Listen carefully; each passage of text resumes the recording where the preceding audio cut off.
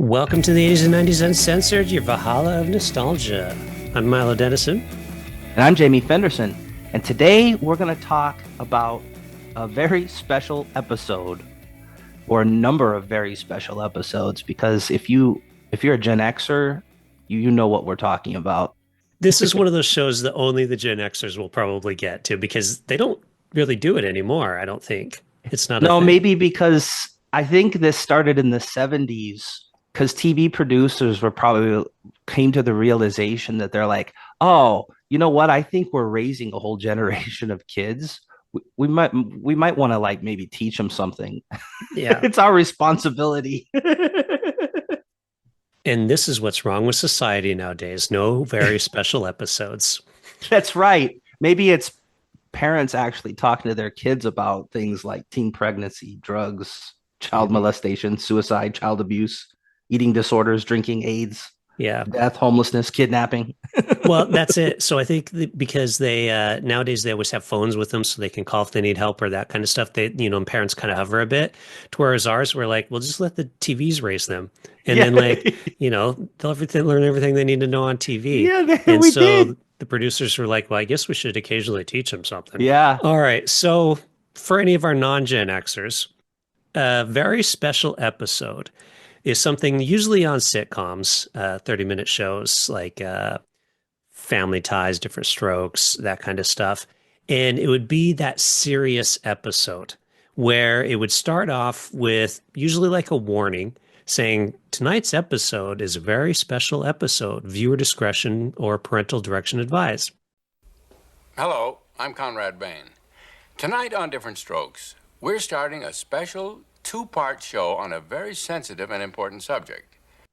Letting them know that it's a serious episode, even though the episode will still have a laugh track. Yeah. And they'd also say like, we encourage parents to watch it with their kids, but that wasn't going to happen. They knew we were watching it ourselves. Yeah. They're just covering themselves. Be like, we told you to watch it with Yeah, your we told kids. you, but we know your kids are watching it by themselves. Yeah.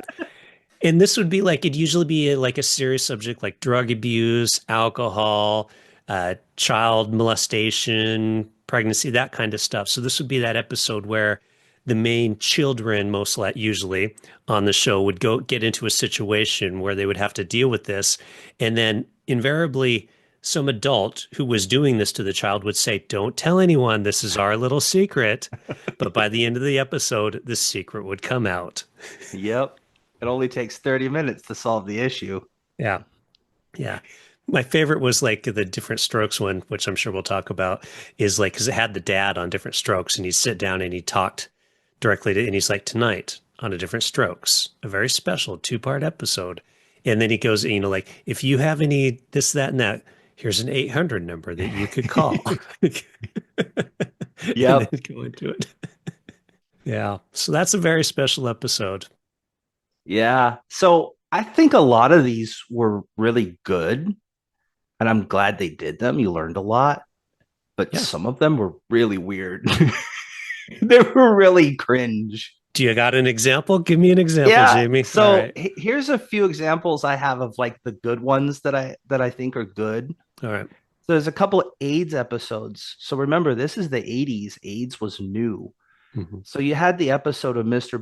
Belvedere, and there's this adorable kid, just adorable, but he gets AIDS. So everybody's like, oh, he's like a pariah because everybody's afraid. Even the parents are afraid. They're like, oh, you share an ice cream with that kid, you're going to get AIDS. So there was this big thing. And this cute little kid, they're like, hey, how you doing? He says, well, I got AIDS, but other than that, I'm doing pretty good. Well, I got AIDS, but other than that, I'm doing pretty good. Followed up by laugh track. And this was all real. There was a kid named Ryan White who was a real kid. He got expelled from school because he got AIDS the same way this adorable kid did, through like a transfusion because he had hemophilia or something. So AIDS was a big deal. So this really tackled AIDS. And there was another one, the Hogan family, where Jason Bateman's character is kind of dealing with his friend who's dying of AIDS, and he gives this really great speech at the assembly. So I think the AIDS episodes were pretty good. Yeah, of course, you got to remember, listener, in the mid 80s, like people, honestly, I remember being a little kid, like, 9, 10 years old, and you hear about AIDS and you're like, you'll get it by sitting on the same toilet seat as somebody that has yeah, AIDS. yeah, Or that was if you, real. yeah. And so it's totally real and it's totally legit that they would be worried about this and the parents and the kids in the series. And so it was really good that they did it to actually be like, no, you can't get it if you drink from the same glass. And how, like, if a kid did have AIDS, like the other kids wouldn't want to touch him. Like, I think this episode had a little bit where, like, the main kid didn't want to wear the same outfit or something like that because they were worried Yeah, the about it, same something like outfit that.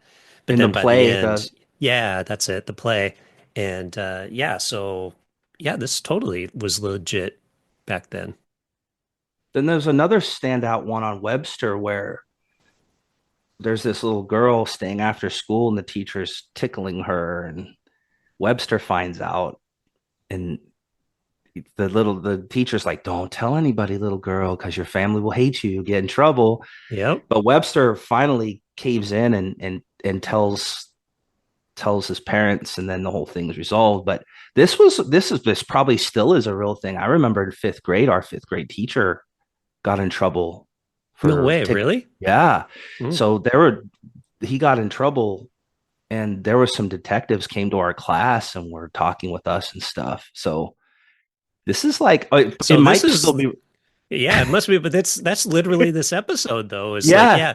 So the girls in the classroom getting tickled and Webster overhears or something like that. And Hmm. he's like, he comes up with an excuse to get her out of there.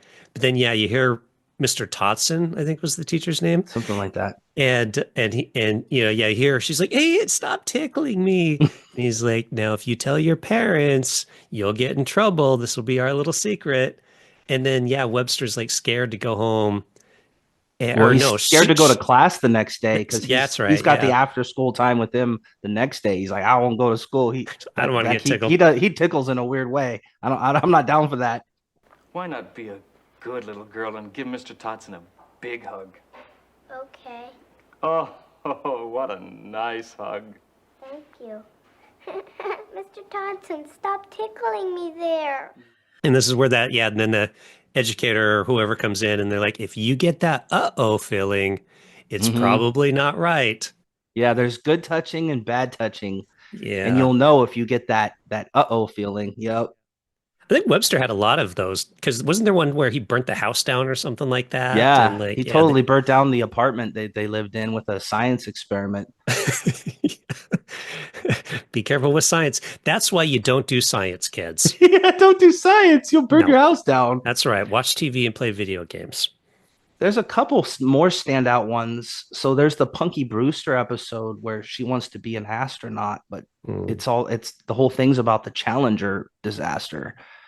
And she's like, well, maybe I don't want to be an astronaut anymore. And it's the whole challenge. Like, how do we deal with the Challenger exploding up in the air and every kid in America was watching it?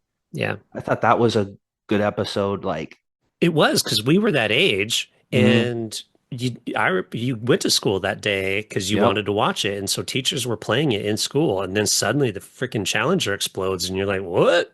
Like, how do you deal with that?" Yeah.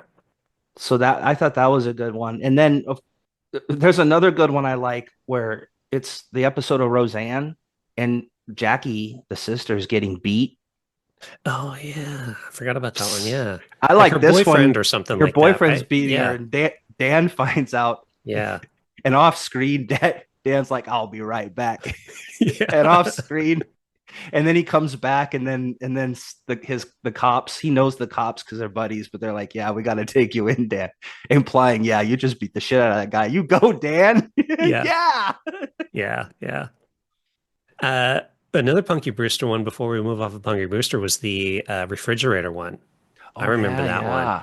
So the dad on Punky Brewster got a new TV or a new refrigerator. He takes the old refrigerator out back and he's gonna take the door off, but he doesn't get to it yet.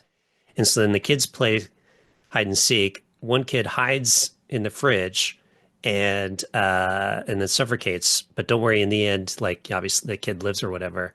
But I remember that one because that's how I learned not to hide in refrigerators. Was from Punky Brewster's.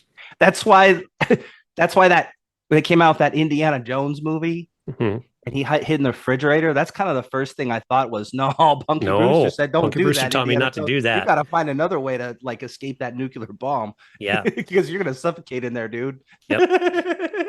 And dads learned take the door off your refrigerator in that episode too. So Because this was that's a for big kids deal. and parents.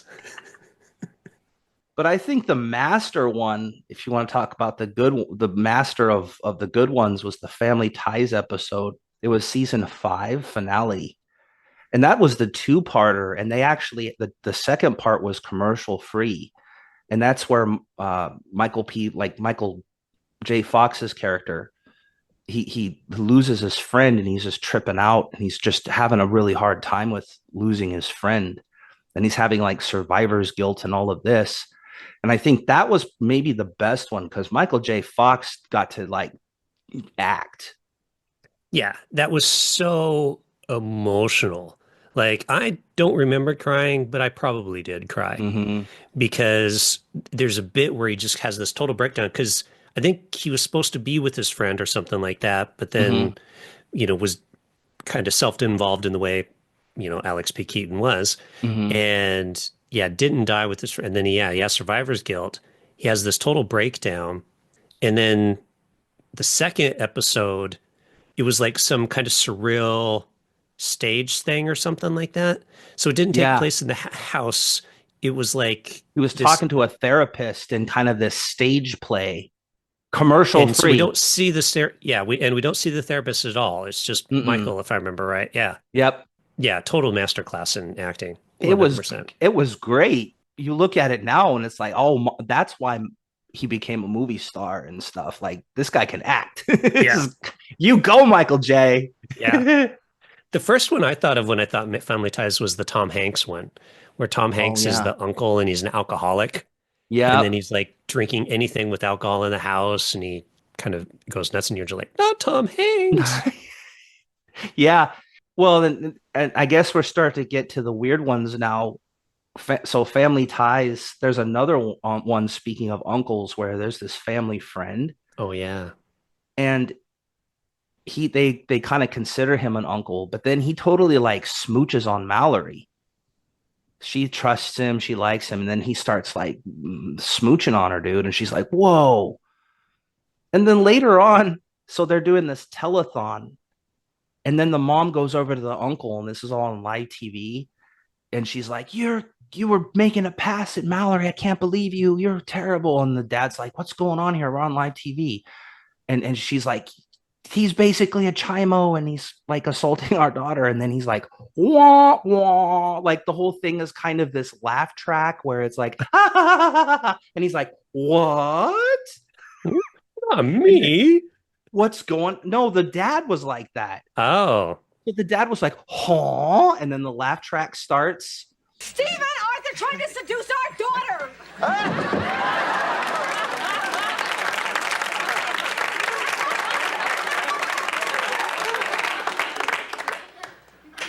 We'll be right back. And it's like, I don't think that's how live TV or not, I don't think that's how most dads would react, like this funny, like, "What's going on here?" Wah, wah. You'd see me on live TV beating the shit out of this guy. That's what would like most dads would be. But he's like this laugh track dad, like, "What's going on here?" Yeah. So weird.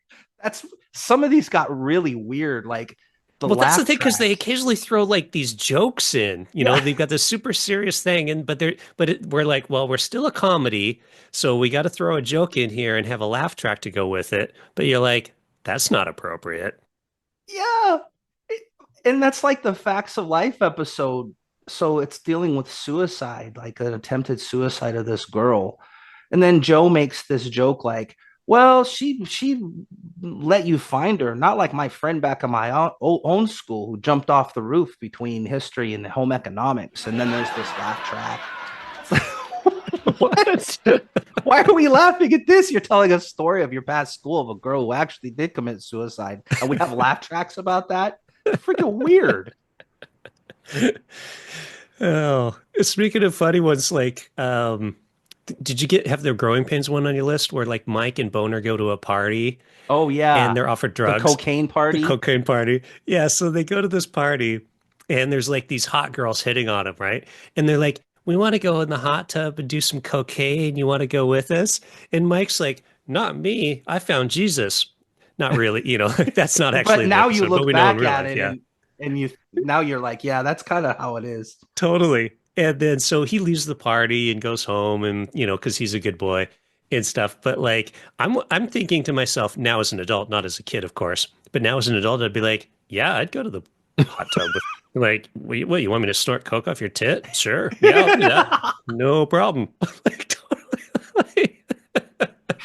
That sounds like a good time. You're like, yeah, what's wrong with this party? This sounds like a great party. I'd gladly go to this party.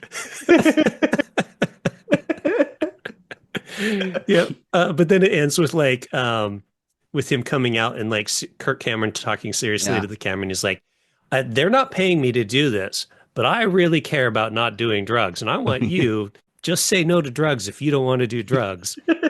And I'm like, what? No, they were just offering you free Coke in a hot tub with hot chicks. Like, what kind of dumbass says no to that?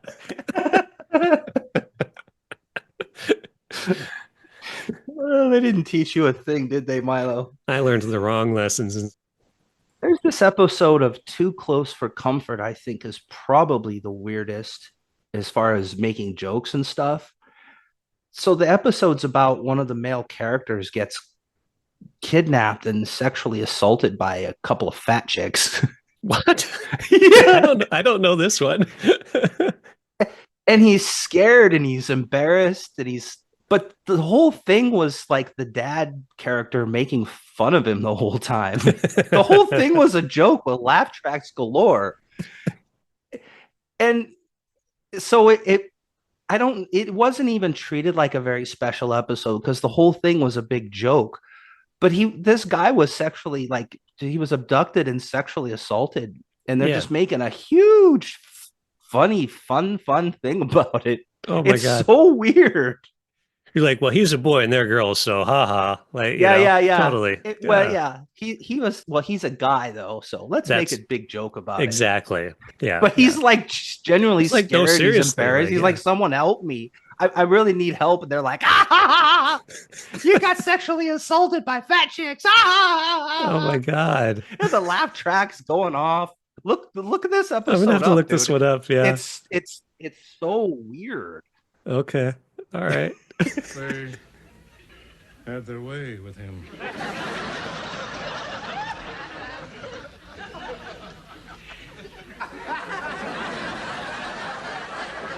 Well, what about should we talk about the Saved by the Bell one then if we're making fun? Well, or should we save that? Well, let's save that because we have to talk about Diff'rent Strokes. Yeah, well, that's what I was wondering. Are we saving? OG. That's hardcore. That's what I'm saying. That's like the OG one. This is the first one you think of. So I was like, should we save this one for last or should we? Well, let's just talk about it. Okay. All right. Because there's a couple of these So Diff'rent Strokes is probably the most pronounced of the very special episodes because they were pretty hardcore. Yeah. So of course you have this one with the bicycle guy, the Chimo bicycle dude, right? That's probably the most famous one. Yeah. So little Gary Coleman and his friend they're visiting this guy who owns like a bicycle store, and he's just this real nice old guy. But and he's played by like a nice guy from another series. Like, so the actor that played that role, I can't remember his name now, but he was famous back then as being like a comedic, fun character. So when you see him, you're already accepting him as this like friendly nice guy. Yeah.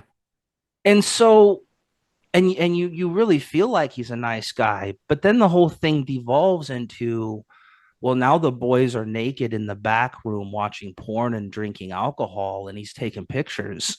Yeah.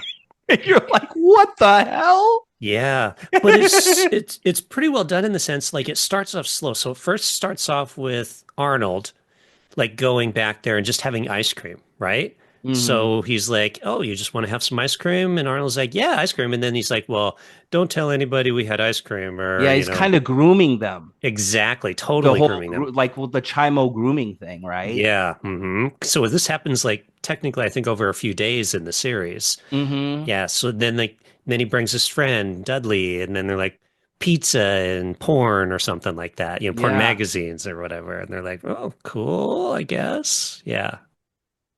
So it was actually kind of well done, even though it was pretty like, I don't know, when you're a kid watching this, you're like, oh my God, I'm never trusting anyone ever again. This is horrible. Totally. Like, I'm like, I will never go to the back room with an adult ever again. yeah. And that nice guy at the bicycle shop that I know in my town, fuck that guy. Totally. I think that's part of the downside of all of these because it made us not trust basically anyone. Yeah, is these types anybody. of things. You're like, I don't trust you. I don't know you. I don't trust you. Yeah. Well, yeah, because that wasn't the only one Different Strokes did. There was that other one. Now, this one was weird. The Chimo one was pretty well done. This Yeah. one, I Well, don't know if apparently, so I was reading up on this. Apparently, the year that was released, later that year, a kid in Indiana actually, like a guy got arrested because a kid in Indiana saw that episode and like was like, "Oh, I'm going to tell on this guy." Yeah. So, yeah.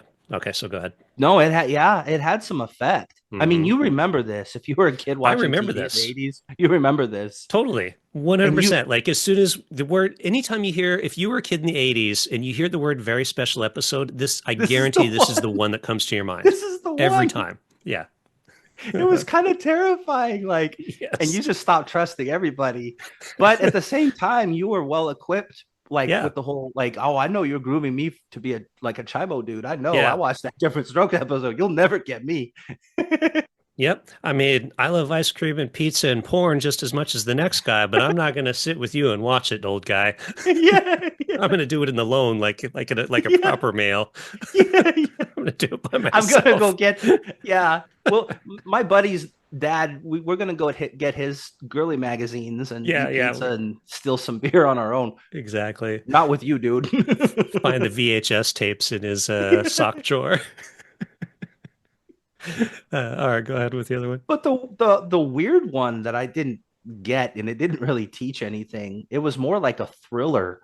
So they had that little redhead kid that kind of became their brother. Yeah, all the other kids are getting too old. Let's bring another young kid. Another young kid. So you got this cute little redhead kid, and then this kid gets kidnapped by a grieving father who lost his son. And so they kidnap this little redhead kid, and his family's all weird, and they're just this weird family, and they kind of make them the replacement for their son. And they're like, well, if you try to escape or anything, we're going to kill your family. And so he spends like a whole week or something as a surrogate son for this psycho family. And then they 30 minutes later, they find him and rescue him. The dad's always rescuing his kids from some evil. Mr. D.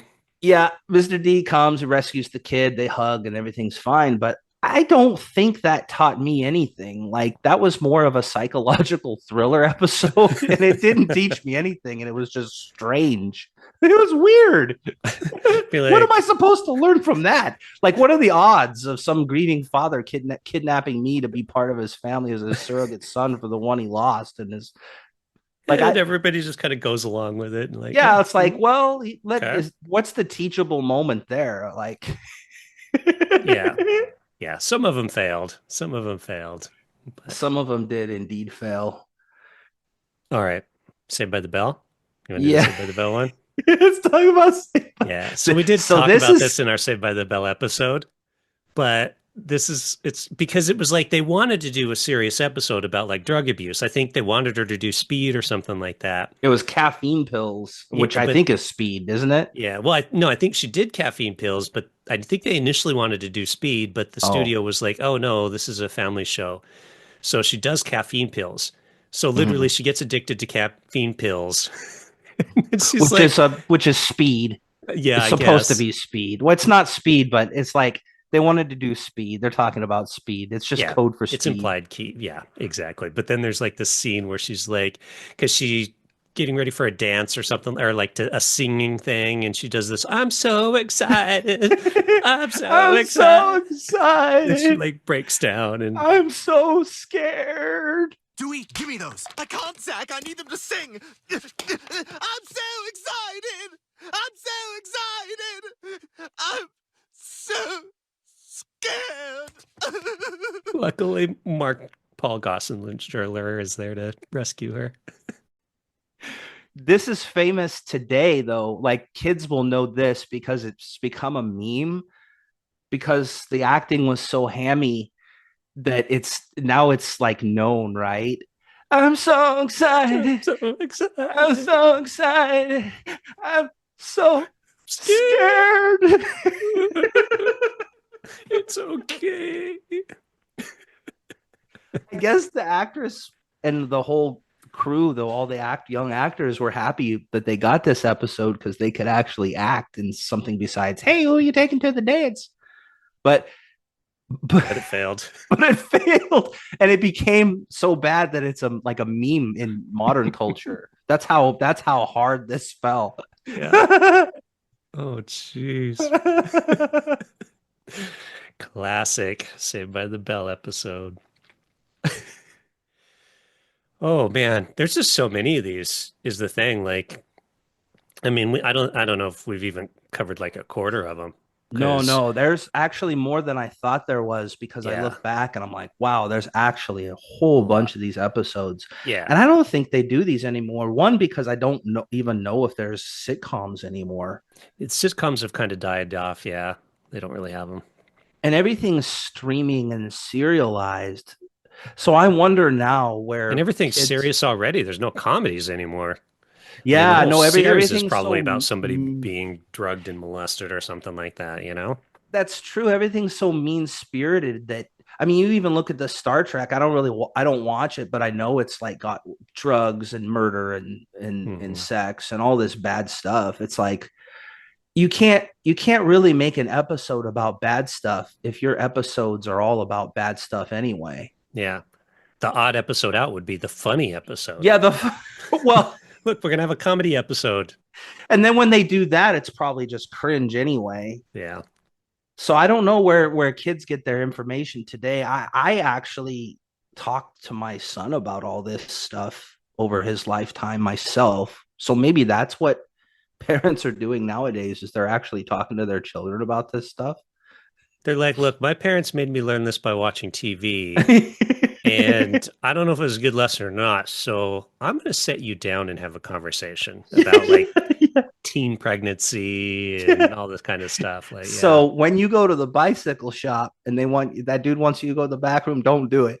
Don't go to the back room, kids. No, and if if some guy kidnaps you to replace his dying son because he's grieving and his whole family's psycho, it's okay to run away. Even if he says we're gonna get hurt, we'll be fine. You just skedaddle. That's what I think is like a Gen X parents are like talking to their kids about this stuff because we're like, let me sit you down, talk to you about all this stuff. Yeah. And if a hot chick offers to go into a hot tub with you and snort cocaine with her, say yes. Just do it in moderation, kids. Always moderation. A PSA from Milo on the 80s and 90s uncensored. There That's you go, right. Kids. There you go, kids. All from me. Well, we got to wrap it up. We haven't hit all of the very special episodes. So if you have a very special episode that you remember from your youth, shoot us a message on the 80sand90s.com. You can reach us there. Leave a comment in the, whatever app you're listening to this thing from. We're on some social medias. I don't know. Look us up and see if we're on there. Shoot us a message there. I don't know, whatever. And with that, we will say we are out of here. Not to drink, not to do drugs, and not to hide in a refrigerator, because we are Gen Xers and we learned everything we need to know by watching television. It's true.